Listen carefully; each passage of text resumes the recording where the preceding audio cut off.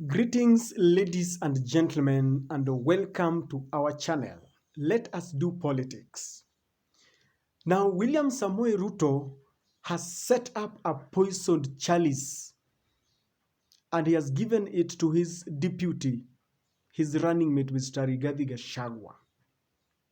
Rigathi is drinking from this chalice without knowing that it is poisoned. And very soon after August elections, I'm going to demonstrate to you that Mr. Rigathi Gachagua will be suffering from the toxic liquid that is inside, toxic drink that is in this chalice. I'm saying this because William Samoei Ruto knows very well that it is not very easy to ascend to a presidential office in your debut. You must go through some election cycles before you ascend to power. Even Uhuru Muigai Kenyatta contested in the year 2022, in the year 2002, before he ascended to power in 2013. His predecessor, the late President Mwai Kibaki, contested several times before he finally clinched the seat in 2002. Another fact that Mr. William Ruto is very cognizant to is the fact that it is not very easy for a sitting president to endorse his deputy. Even Obama did not endorse Joe Biden. Biden had to wait for a season before he contested, and that is when Mr. Obama immediately endorsed him.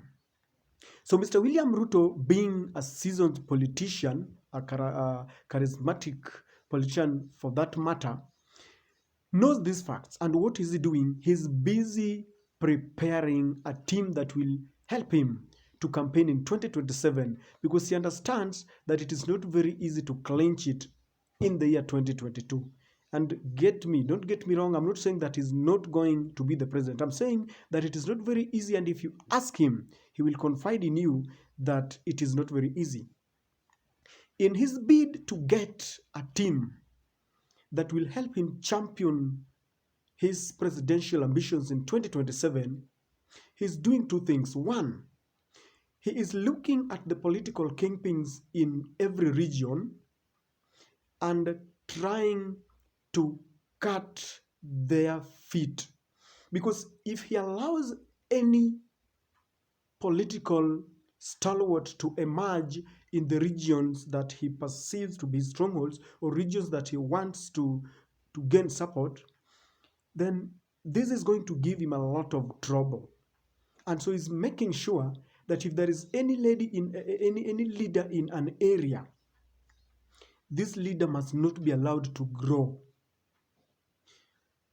Number two, he's grooming up young politicians, those who he knows very well do not have any political ambitions,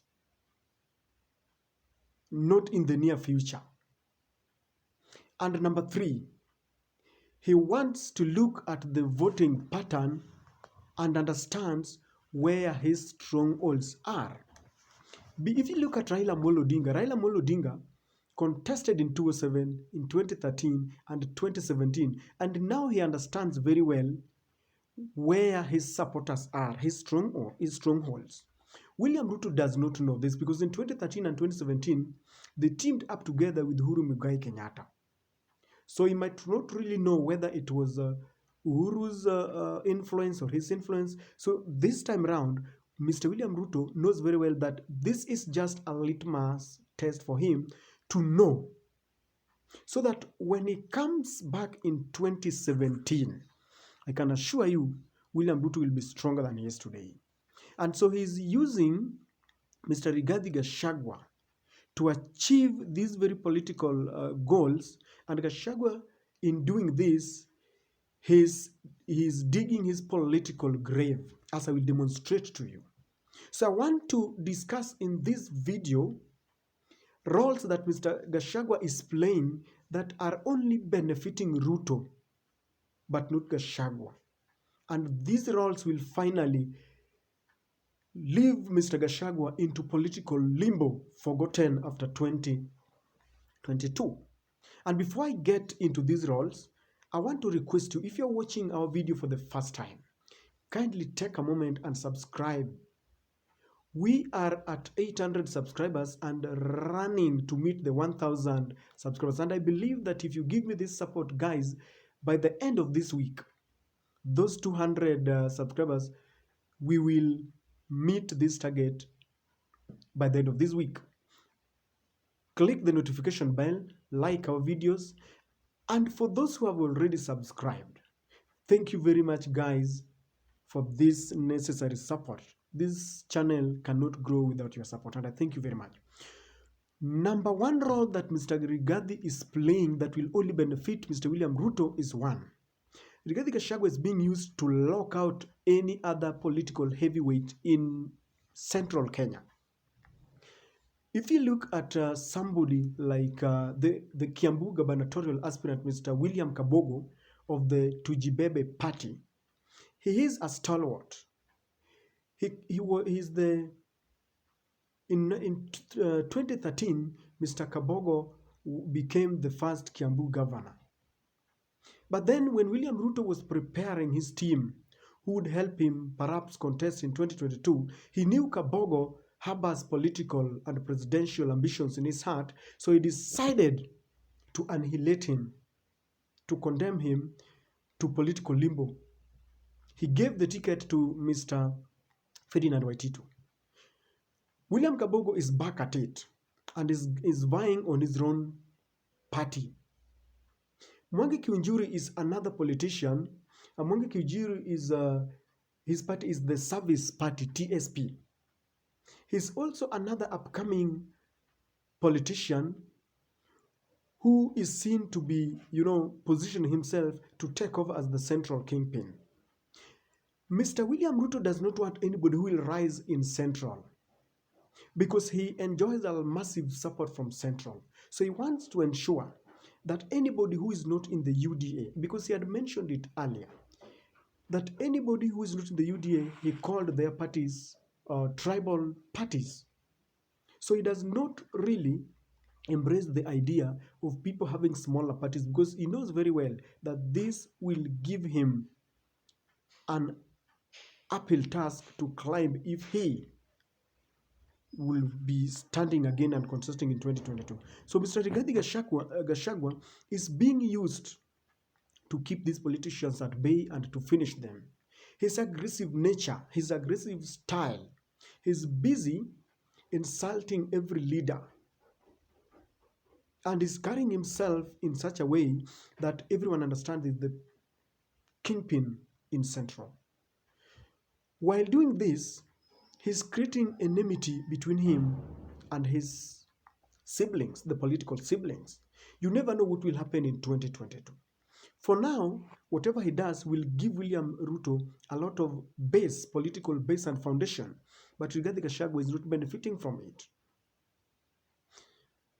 The other thing that Mr. Rigathi Gachagua is doing is that he's being used to campaign for a 6-piece voting in Central Province. William Samoei Ruto, like I said earlier, he's building a team. He wants to ensure that after this general election in August 9th, even if he doesn't ascend to State House, he will have a good number of members of parliament, both in the upper and the lower chamber. If you have this good number, it can help you to negotiate, if at all, if need be. Because when people sit in a negotiating table, they look at your numbers. And William Samoei Ruto wants to have these numbers. Who will help him deliver? It is Mr. Rigathi Gachagua, because he's in Central. While Mr. Gachagua is busy embracing the 6-piece, there are other politicians who have their own parties, or other politicians who have contested under the umbrella of other parties. He's creating a rift between himself and these politicians. In the end, if the six-piece kind of voting pattern succeeds, then William Samoei Ruto will have a good number both in the Senate and in the National Assembly. And so this will help him to keep the government in check after these elections. Because if they lose, William Ruto will still play a very formidable force. Where will Mr. Rigathi be? Whatever he does today will determine what he becomes tomorrow. Another thing that Mr. Rigathi Gachagua is doing is that he's being used to insult the Kenyatta family. He has criticized Mr. Kenyatta that Mr. Kenyatta, neglected them in terms of development programs, that Mr. Kenyatta channeled all these development programs into other regions like Nyanza, forgetting the people who voted for him. They have insulted Mama Ngina. You see, if William Ruto has a bone to chew with the Kenyatta family, if William Ruto wants to send a harsh message to the Kenyatta, to Mr. Ruto, to Mr. Uhuru Kenyatta, what he does is that he sends Mr. Rigathi Gachagua. Because if Mr. Rigathi talks ill of Uhuru, it is seen as a friendly fire. So William Ruto will still deliver the message harshly as he wants, but still maintains that he respects Uhuru Muigai Kenyatta. If he goes full throttle and attacks Mr. Uhuru Kenyatta, then his supporters of Uhuru will say that this man wants our votes and is still insulting our leader. So what he does is that he's killing two birds with one stone.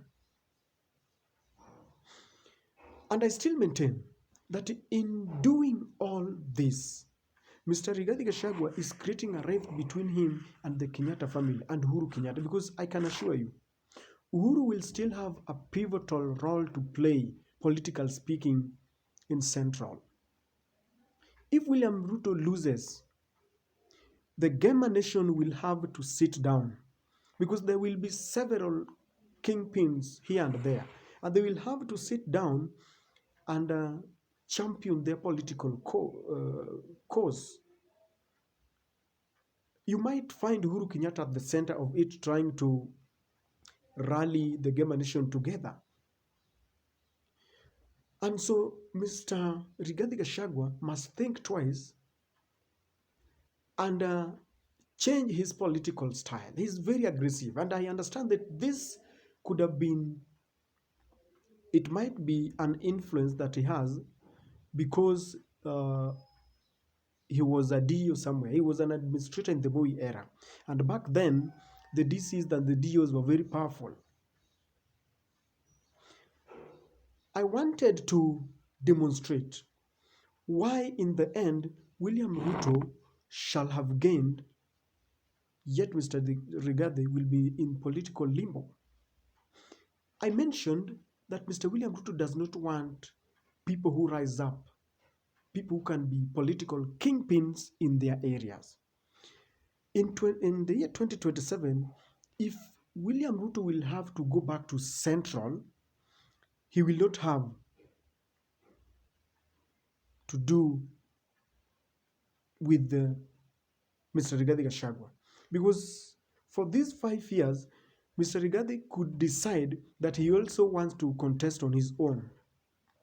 And so what is William Samoei Ruto doing now is that he's setting up Rigathi against his own siblings, political siblings. You understand that when they were the politicians from Central were voting, they were asked to vote for who to be deputy as Mr. William Ruto, between Rigathi Gachagua and Letika Linturi, and Kithure Kindiki, sorry, even the politicians in Central voted for Kithure Kindiki. This tells you that even the politicians like Kimani Ichung'wah, Alice Wahome, Ndindi Nyoro, who come from Central, do not support Rigathi Gachagua. And if they do not think that Mr. Rigathe is the right man to depute as William Ruto. What does this tell you? If they don't win the elections, what will happen to Rigathi Gachagua? Because when Mr. Samuel Ruto dumps him, he will have to run back to his people. The parliamentarians there will not support him because even now they voted for Kithure Kindike. He has insulted even the neighbors like Kiraitu Murungi in Meru, Mdomi Njuki. Whenever he goes to campaign for his people for a 6 piece, he insults the sitting governors and the sitting MPs. And what will happen is that he will not have his people to support him when Deputy William Ruto abandons him. The neighbors like the Meru, Tarakaniti, all that will not be on his side. And so he will be a lone ranger. And this is very, very serious when it comes to politics. In politics, you have to rally behind your people. People like William Kabogo will not support him because already he's locking them out of Central. The second thing that will happen is that by insulting people like Uhuru Muigai Kenyatta, William Ruto knows that after these elections, if they don't clinch the power, then the EACC will be on his neck. Already the EACC had written a letter to the IBC to lock Mr. Rigathi Gachagua, among other politicians, out of elections, ostensibly because he's corrupt. And so what will happen, you are likely to see Mr. Rigathi being invited to court to explain the source of his wealth and all that, because I understand that after August, in September, he's needed in court. And I can assure you that if the system is not with you, Rigathi Gachagua is going to find it very difficult. He's going to have sleepless nights because they will be on him. Day in, day out, he will be in court. William Ruto will not be there to support him because he knows very well that he wants to abandon Mr. Rigathi so that he assembles a new team whom he will be with in 2027. And all these things, the foundation of all his predicaments are set in these elections.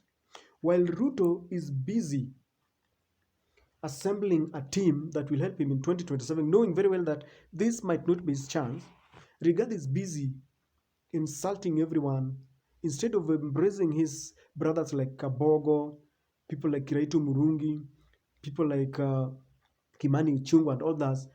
He's creating a rift.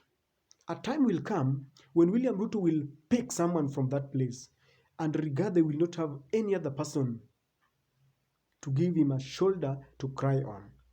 And this is the reason why I'm saying that William Samoei Ruto has set up a poisoned chalice and given his running mate to drink. I don't know what you think, but that is my take. Thank you for watching my channel.